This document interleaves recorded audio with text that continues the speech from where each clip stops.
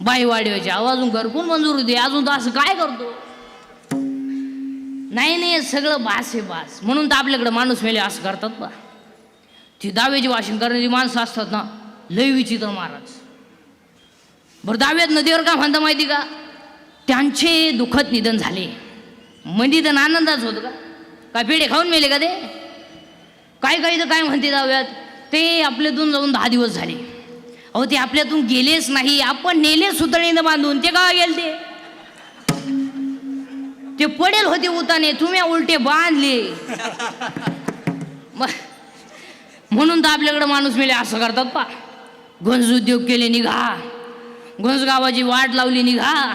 तो मेलेलो म्हणतो कस काय जाऊ माडक्याला म्हणतो माय मागण कस काय जातो मी नाही का पुढं तो मला तो दिसला पाहिजे ना मला माडक्यात धूर काला गेलाय धुरा पण इकडे तिकडे जाऊ नको.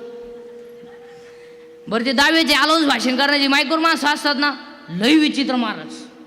बरं ते जवळ माणसं बसले ना चान्स नाही बोलणार लांबून आधी जवळच्याला प्राधान्य द्यावा मग लांबच्याला. दाव्याचं भाषण चालू होतं बाबराव नावाचा माणूस होता तिची बायको मेलती आणि ती जप्पी करून बसेल होतं भाषणाच्या श्रद्धांजली चालू होत्या. आता यांना लांबून माणसाला तिची लाल करायची काही गरज होती का जवळचेच घ्यायचे यानं लगेच तिची लाल केली. ते आले बरे ते आले त्यांना कोण मेला याचा तपास नाही ते लाल केल्यामुळं मूडमध्ये आले माईकवर म्हणले बाबूराव जाऊन 10 दिवस झाले आणि बाबूरावच्या नामचे फार कनिष्ठ संबंध आणि बाबूरावच्या कुटुंबावर फार डोंगर कोसळला. बाबूराव त्याच्याकच पाहत होता.